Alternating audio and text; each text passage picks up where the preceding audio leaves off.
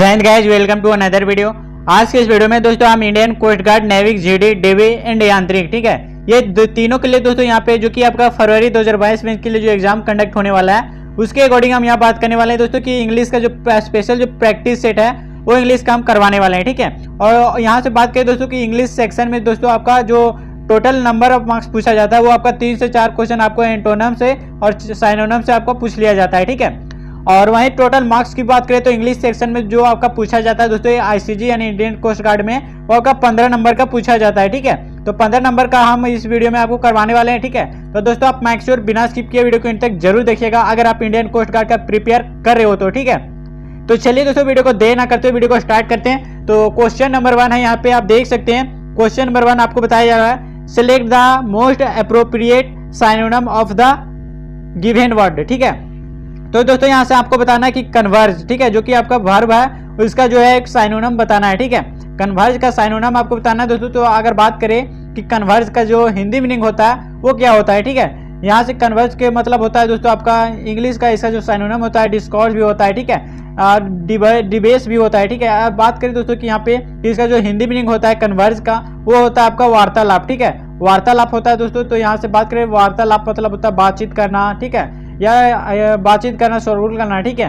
तो इसका जो यहाँ पे बात करना है कि कन्वर्ज का जो यहाँ पे साइनोनम हो जाएगा वो क्या हो जाएगा, ठीक है। तो ऑप्शन में दिया गया है टॉक दिया गया है, डिस्प्ले दिया गया है, अपोज दिया गया है या एग्री दिया गया है, ठीक है। तो इसमें बताना दोस्तों कि टॉक यानी बातचीत यहाँ पे क्या करेक्ट हो जाएगा, ठीक है, जो कि कन्वर्ज का मतलब होता है वार्तालाप करना, बातचीत करना या दोस्तों शोरगुल करना, ठीक है।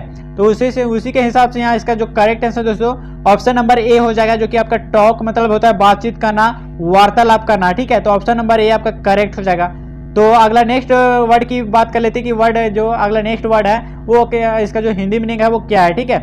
यहाँ पे डिस्प्ले शो कर रहा है ऑप्शन नंबर बी में। तो डिस्प्ले का जो मीनिंग होता है दोस्तों वो दिखाना होता है या डिस्प्ले यानी प्रदर्शित करना होता है, ठीक है, डिस्प्ले का मतलब। और यहीं अपोज का मतलब की बात कर लेते हैं। तो अपोज का जो हिंदी मीनिंग होता है वो विरोध करना होता है, ठीक है।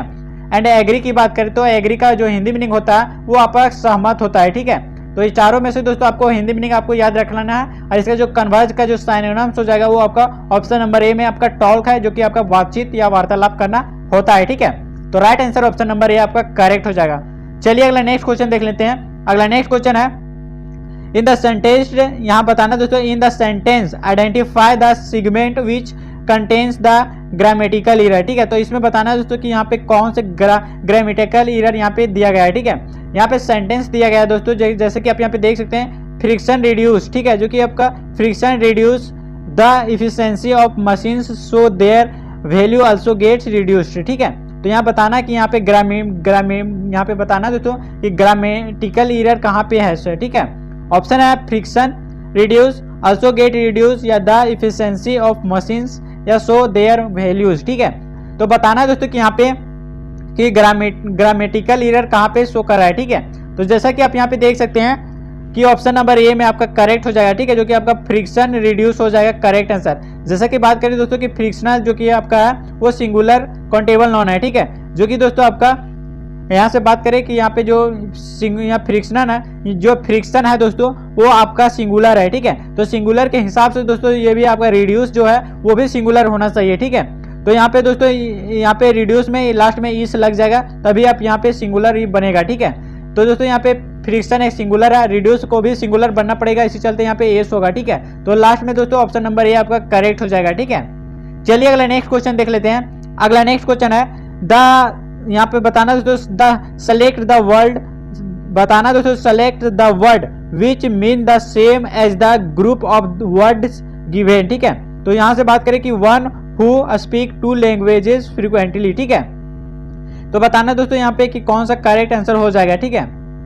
तो यहाँ से अगर बात करें इसका राइट आंसर का तो ऑप्शन नंबर में यहाँ देख सकते हैं ए में आपका शो कर रहा है बाय लिंगुअल, ठीक है, बाय लिंगुअल है, जो कि दोस्तों आपका यहाँ पे 2 लैंग्वेजेस फ्रीक्वेंटली स्पीक बोला जाता है, ठीक है। यहाँ पे देख सकते हैं दोस्तों बायलिंगुअल का जो हिंदी मीनिंग होता है वो आपका द्विभाषी यानी 2 भाषाएं बोलने वाला लैंग्वेज होता है बायलिंगुअल, ठीक है। वहीं दोस्तों यहाँ पे बात करें मोनोलिंगुअल, तो मोनोलिंगुअल का मतलब होता है दोस्तों आपका एक भाषा यानी एक भाषा बोलने वाला आपका क्या कहलाता है, मोनोलिंगुअल, ठीक है। तो यहाँ पे क्वेश्चन में क्या बताया जा रहा है दोस्तों, क्वेश्चन में 2 लैंग्वेजेज यहाँ बताया जा रहा है, ठीक है। तो 2 लैंग्वेजेज का मतलब होता है दोस्तों बायलिंगुअल, ठीक है, जो कि आपका 2 भाषाएं बोली जाती है।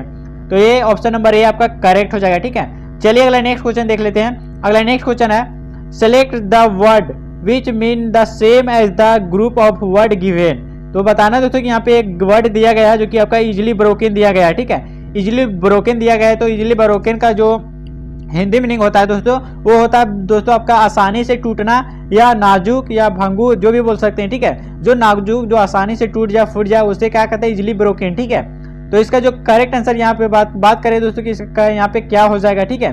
तो यहाँ से आप देख सकते हैं कि ऑप्शन नंबर ए में आपको दिखाया जा रहा है दोस्तों आपका फ्रेगाइल, जो कि आपका दोस्तों इसका जो हिंदी मीनिंग होता है, इसका भी होता है आपका इजिली ब्रोकन, इजिली डैमेज होना, भंगुर होना, ठीक है। तो right answer option number A correct हो जाएगा, ठीक है।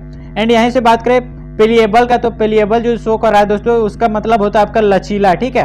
एंड यहाँ पे डी में आपका डक्टाइल शो कर रहा है। डक्टाइल मतलब होता है तन्यता या दोस्तों आपका तन्य, ठीक है, या लचीला भी या नम्न भी बोल सकते हैं, ठीक है। तो इस टाइप से इसका हिंदी मीनिंग हो जाता है, ठीक है।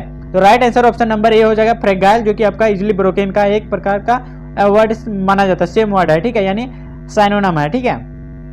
चलिए अगला नेक्स्ट क्वेश्चन देख लेते हैं। अगला नेक्स्ट क्वेश्चन है दोस्तों select the most appropriate antonym of the given word, यानी दोस्तों आपका ब्रूटल लिखा है, यहाँ पे बताना दोस्तों कि ब्रूटल का जो एंटोनिम हो जाएगा, यानी उल्टा इसका क्या हो जाएगा, ठीक है। ब्रूटल का उल्टा क्या हो जाएगा। तो अगर बात करें दोस्तों यहाँ पे ब्रूटल का जो हिंदी मीनिंग होता है वो क्या होता है, ठीक है।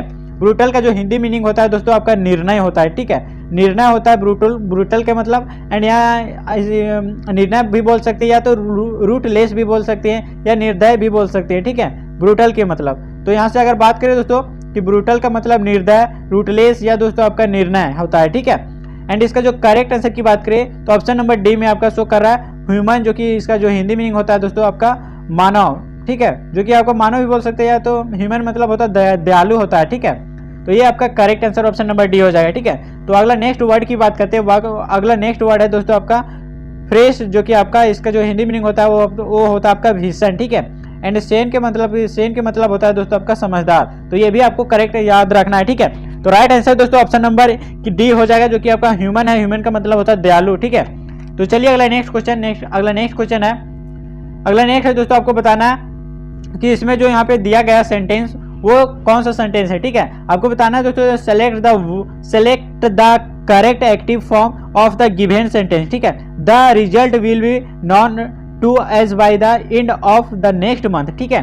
तो यहाँ से आपको बताना है दोस्तों कि इसका जो करेक्ट आंसर क्या हो जाएगा, ठीक है। जो यहाँ पे आप बता दे रहे हैं दोस्तों कि यहाँ पे जो वर्ड दिया गया है, ठीक है, the result will be known as, ठीक है, the result will be known as, जो कि आपका by the end of the next month, ठीक है। जो ये सेंटेंस दिया गया ये आपका फ्यूचर इंडेफिनिट पेसिव सेंटेंस दिया गया है, ठीक है। इसको दोस्तों क्या चीज में बताना, आपको पेसिव फॉर्म में बताना है, ठीक है। एक्टिव फॉर्म में दिया गया, ठीक है। यहाँ पे देख लेना, तो यहाँ पे बताना दोस्तों एक्टिव फॉर्म में, ठीक है। तो यहाँ पे एक्टिव फॉर्म यहाँ पे बताना कि कौन सा करेक्ट हो जाएगा, ठीक है। तो दोस्तों आपको पता होगा कि एक्टिव इसका जो एक्टिव स्ट्रक्चर होता है वो एक्टिव पेसिव का स्ट्रक्चर जो होता है आपको पता होना चाहिए, ठीक है। अगर दोस्तों एक्टिव का जो है इसका जो फ्यूचर इंडेफिनिट पेसिव का जो एक्टिव है वो आपको बताना है, ठीक है।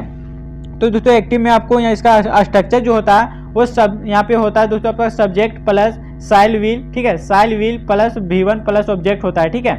तो यहाँ से अगर बात करें कि आपका ये एक्टिव का है, ठीक है। अगर पेसिव की बात करें तो पेसिव का जो स्ट्रक्चर होता है दोस्तों वो सब्जेक्ट प्लस साइल व्हील होता है, ठीक है। साइल व्हील प्लस बी यहाँ पे ऐड हो जाता है, एंड यहाँ पे वर्ब का थर्ड फॉर्म आ जाता है, एंड यहाँ पे ऑब्जेक्ट आ जाता है, ठीक है।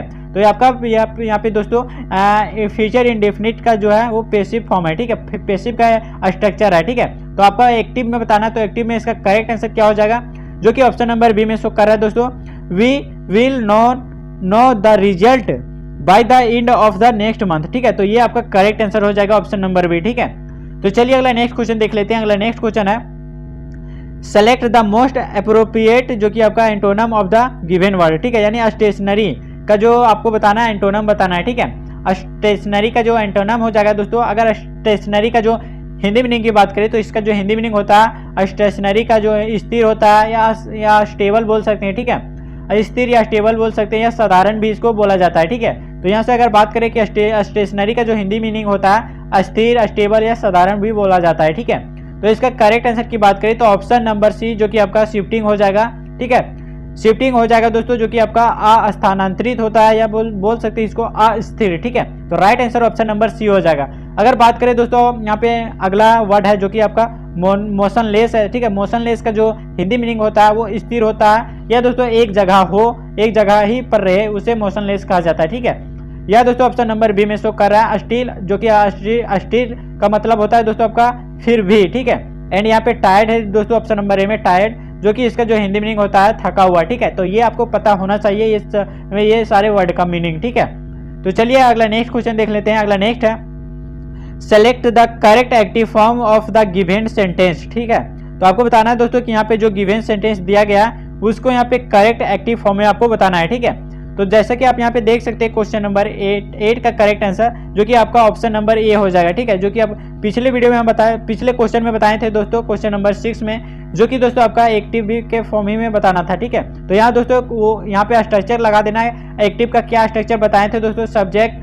प्लस साइल व्हील प्लस V1 का फर्स्ट फॉर्म प्लस ऑब्जेक्ट। ठीक है, ये आपको बताए थे, तो ये फॉर्म ये स्ट्रक्चर लिख के आपको बता देना है। ठीक है, तो ये स्ट्रक्चर आप लगाते हैं तो ऑप्शन नंबर ए में आपका करेक्ट हो जाएगा सी गैब ही मैं बुक फॉर दिस बर्थडे, तो ये आपका करेक्ट आंसर हो जाएगा ऑप्शन नंबर ए। ठीक है, तो चलिए अगला नेक्स्ट क्वेश्चन देख लेते हैं। अगला नेक्स्ट क्वेश्चन है दोस्तों select the most appropriate antonyms of the given word, यानी दोस्तों यहाँ पे दिखाया जा रहा है वीकनेस। ठीक है, वीकनेस का जो यहाँ पे बात करें कि वीकनेस का जो हिंदी मीनिंग होता है वो होता है आपका दुर्बलता या कमजोरी। ठीक है, दुर्बलता या कमजोरी आपका वीकनेस कहलाता है, उसी का एंटोनम्स यहाँ पे पूछा गया है। ठीक है, तो ऑप्शन नंबर ए यहाँ पे शो कर रहा है, यहाँ पे इलनेस या दोस्तों आपका स्ट्रेंथ या डिसेबिलिटी या दोस्तों आपका ब्रेवरी। ठीक है, तो इसका करेक्ट आंसर की बात करें तो ऑप्शन नंबर डी आपका शो कर रहा है ब्रेवरी है, जो कि दोस्तों आपका इसका जो मीनिंग होता है वो शक्तिशाली होता है, या शक्ति या पावरफुल बोल सकते हैं। ठीक है, यह दोस्तों आपका मजबूती, ये आपका यहाँ पे जो होता है दोस्तों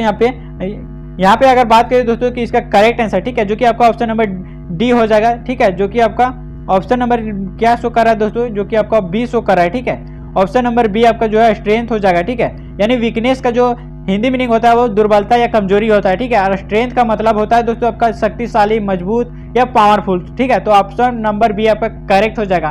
तो अगला नेक्स्ट है यहाँ पे वर्ड है दोस्तों इलनेस। ठीक है, तो इलनेस का जो हिंदी मीनिंग होता है वो बीमारी होता है। ठीक है, बीमारी होता है, तो यहाँ पे और यहाँ पे डिसेबिलिटी है, तो डिसेबिलिटी का जो हिंदी मीनिंग होता है वो होता है असमर्था। ठीक है, असमर्थ।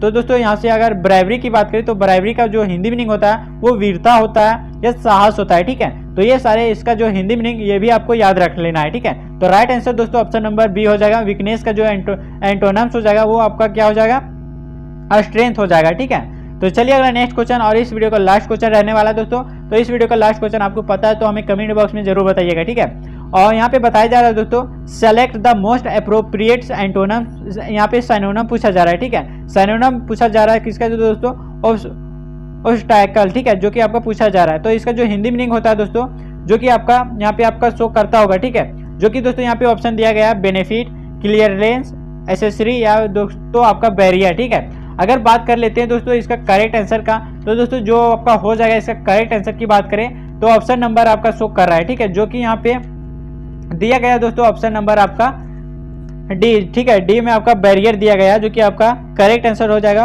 ऑब्स्टैकल। ठीक है, ऑब्स्टैकल का जो हिंदी मीनिंग यहाँ पे हो जाएगा दोस्तों, हिंदी मीनिंग जो कि आपका रुकावट होता है या किसी चीज में बाधा पैदा करना, वो ऑब्स्टैकल कहलाता है। ठीक है, अगर बात करें दोस्तों इसका बैरियर का जो हिंदी मीनिंग होता है वो होता है आपका बाधा उत्पन्न करना किसी चीज में, या दोस्तों आपका किसी चीज में प्रतिरोध करना। ठीक है, वो बैरियर कहलाता है। ठीक है, एंड यहाँ पे बेनिफिट की बात करें तो ऑप्शन नंबर ए जो कि आपका बेनिफिट का जो हिंदी मीनिंग होता है वो किसी चीज का लाभ होना। ठीक है, किसी चीज का फायदा होना, वो बेनिफिट कहलाता है। ठीक है, एंड यहाँ क्लियरेंस की बात कर लेते हैं। क्लियरेंस तो इसका जो हिंदी मीनिंग होता है कि किसी चीज को निकासी करना, भुगतान करना। ठीक है, किसी को देना। ठीक है, ये क्लियरेंस कहलाता है। ठीक है, एंड यहाँ पे एसेसरी की बात करें तो एसेसरी का जो हिंदी मीनिंग होता है वो सहायक होता है। ठीक है, सहायक होता है दोस्तों, यहाँ पे हेल्प होता है। ठीक है, तो ये भी आपको याद रख लेना है। ठीक है, तो ये सारे का जो यहाँ पे हिंदी मीनिंग आपको याद रखना है। एंटोनम साइनोनम जो भी बताएं दोस्तों वो आपको याद रख लेना है। ठीक है, तो ये था दोस्तों आज का टॉप 10 क्वेश्चन जो कि आपका special Indian coast guard, Navik, GD, DB and Yantrik में पूछा जाता है। ठीक है,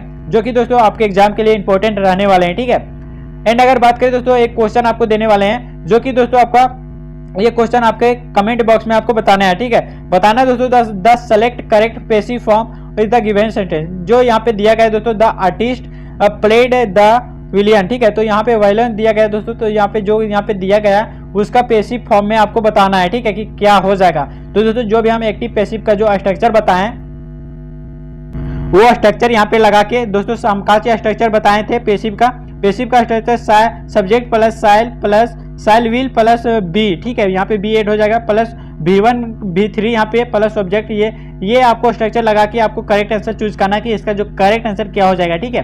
तो दोस्तों ये आपको कमेंट बॉक्स में बताना है। तब तक के लिए दोस्तों वीडियो को एंड करते हैं, फिर मिलते हैं अगले नेक्स्ट वीडियो में। तब तक के लिए जय हिंद, जय भारत, वंदे मातरम।